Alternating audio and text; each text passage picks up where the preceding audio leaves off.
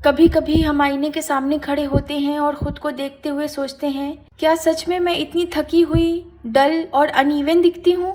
फिजा भी हर रोज यही सोचती थी। उसके पास बहुत सारे स्किन केयर प्रोडक्ट्स थे, महंगे serum, branded face wash, trending creams, लेकिन फिर भी उसकी स्किन में वो ग्लास स्किन वाला ग्लो नहीं था। सोशल मीडिया खोलती तो हर लड़की की स्किन स्मूथ, ग्लोइंग, पोर्सलेस नजर आती और फिजा की स्किन ड्राई पैचेस, छोटे छोटे पिंपल्स और डलनेस। एक दिन उसने गुस्से में अपने सारे प्रोडक्ट्स साइड कर दिए और कहा, शायद मेरी स्किन ही खराब है। उसकी आंखें थोड़ी नम हो गईं और एक बात उसके दिमाग में बार बार घूम रही थी, 7 दिन बाद मेरी कज़न की शादी है, फोटोज होंगी, वीडियोस बनेंगी और मैं ऐसी स्किन के साथ शादी में कैसे जाऊंगी।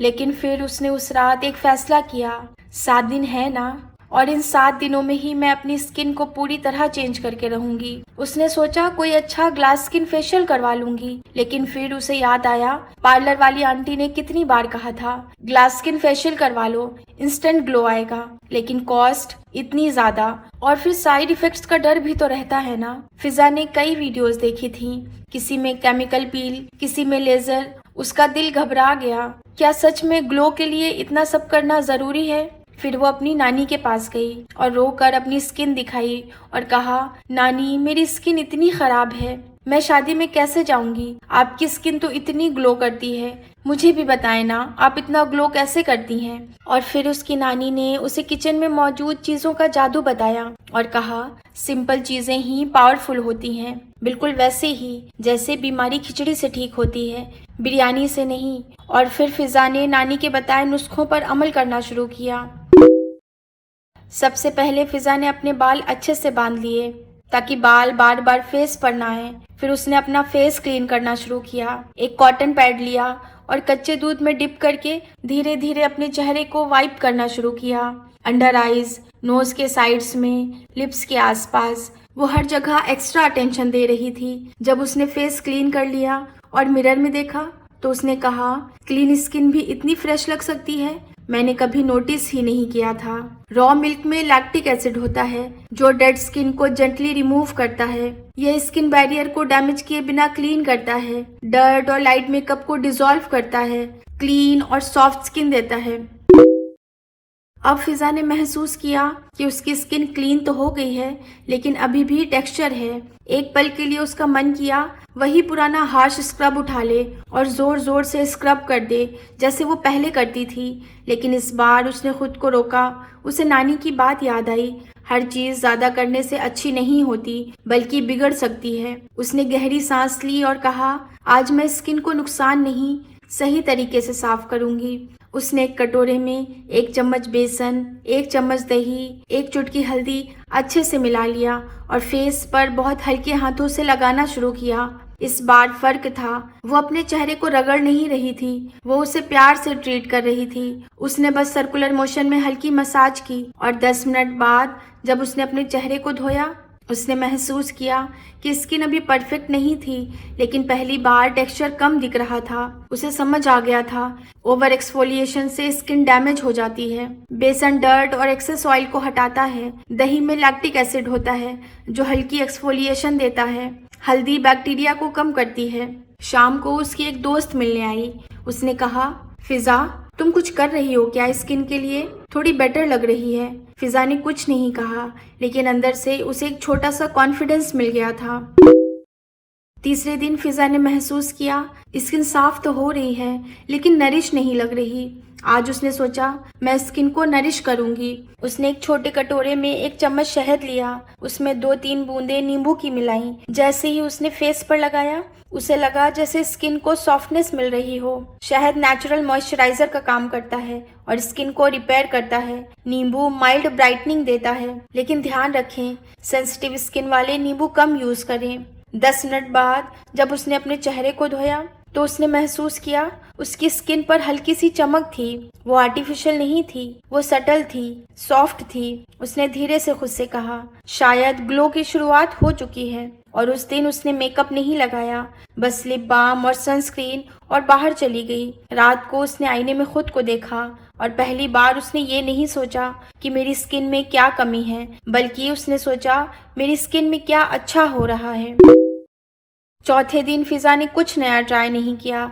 उसने बस क्लेंजिंग की, जेंटल स्क्रबिंग की, फेस मास्क लगाया और फिर चेहरा धो के मॉइस्चराइजर लगा लिया। पांचवें दिन वो दिन आया जब बदलाव दिखने वाला था। सुबह फिजा जल्दी उठी और आज उसने एक नया स्टेप ऐड किया। उसने एक आइस क्यूब लिया, उसे साफ कपड़े में रैप किया और धीरे धीरे अपने फेस पर रब किया। कुछ सेकंड्स बाद उसे फील हुआ जैसे स्किन टाइटन हो रही है, फ्रेश हो रही है। आइस मसाज करने से पोर्स टेम्परेरीली टाइट होते हैं, ब्लड सर्कुलेशन बढ़ता है और स्किन में इंस्टेंट ग्लो आता है। उसने 2 मिनट तक आइस मसाज किया और रुक गई। जब उसने आईने में देखा तो इस बार फर्क साफ था। उसकी स्किन ज्यादा स्मूथ लग रही थी, ग्लो कर रही थी और फ्रेश लग रही थी। फिजा मुस्कुरा दी, लेकिन इस बार उसकी मुस्कान कॉन्फिडेंट थी। उस दिन जब वो बाहर गई, उसकी एक फ्रेंड ने अचानक कहा, फिजा तुमने फाउंडेशन लगाया है क्या? फिजा ने हंसते हुए कहा, नहीं। फिर तुम्हारी स्किन इतनी इवन कैसे लग रही है? फिजा ने कुछ नहीं कहा, लेकिन अंदर से उसे समझ आ गया था कि अब फर्क बाहर भी दिखने लगा है। शाम को वो घर आई और सीधे आईने के सामने खड़ी हो गई। उसने अपने चेहरे को ध्यान से देखा और धीरे से कहा, मैं बदल रही हूँ। और फिर उसे एक बात समझ आई, ये सिर्फ स्किन का चेंज नहीं था, ये माइंडसेट का चेंज था। पहले वो हर चीज़ जल्दी चाहती थी, अब वो प्रोसेस एंजॉय कर रही थी।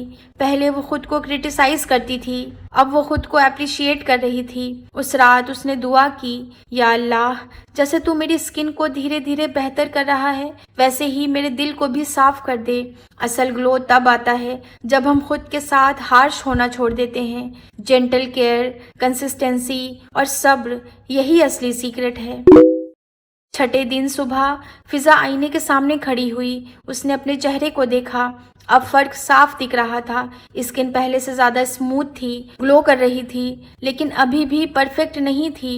पिंपल मार्क्स और पोर्स नजर आ रहे थे। पुरानी फिजा होती तो शायद पैनिक कर जाती, लेकिन आज उसने जेंटली अपना चेहरा क्लीन किया और फिर उसने अपने चैलेंज का एक आखिरी फेस मास्क बनाया, rice face mask. 1 table spoon चावल का आटा लिया, उसमें 1 टेबल स्पून दही और थोड़ा शहद मिलाया। हल्के हाथों से मास्क चेहरे पर लगाया और 15 मिनट के लिए छोड़ दिया। 15 मिनट बाद जब उसने अपना चेहरा क्लीन किया, उसे फर्क साफ नजर आ रहा था। चावल नेचुरल ब्राइटनिंग में हेल्प करता है और ऑयल को कंट्रोल करता है। दही एक्सफोलिएशन का काम करता है और शहद स्किन को हाइड्रेट करता है। अब फिजा समझ चुकी थी, स्किन को हील होने के लिए स्पेस चाहिए। 7वें दिन, वो दिन जिसका उसे इंतजार था। सुबह की हल्की रोशनी कमरे में आ रही थी। फिजा धीरे धीरे उठी और बिना कुछ सोचे सीधा आईने के सामने जाकर खड़ी हो गई। आज कुछ बदल चुका था। उसकी स्किन पूरी तरह फ्लॉलेस नहीं थी, लेकिन नोटिसेबली क्लियर थी, सॉफ्ट थी, हाइड्रेटेड थी और सबसे बड़ी बात, ग्लो कर रही थी। वो आर्टिफिशियल ग्लो नहीं था, ना मेकअप वाला ग्लो, वो हेल्दी ग्लो था। उसने अपनी स्किन को छुआ और धीरे से मुस्कुराई। ये मैं हूँ। उसकी आंखों में खुशी थी, लेकिन इस बार वजह सिर्फ स्किन नहीं थी, वो कॉन्फिडेंस था जो धीरे धीरे इन 7 दिनों में बना था। आज उसने बहुत लाइट रूटीन रखा, क्लेंजिंग, मॉइस्चराइजर, लिप बाम और सनस्क्रीन। और जब वो अपनी कजन की शादी में गई तो उसका चेहरा वाकई शीशे की तरह चमक रहा था। अब उसे समझ आ गया था, ग्लास स्किन किसी फिल्टर या एक्सपेंसिव ब्रांड से नहीं आता। ग्लास स्किन मिलती है एक साफ रूटीन से, बैलेंस्ड लाइफस्टाइल से, हेल्दी हैबिट से और सबसे ज़रूरी खुद की इज्जत से।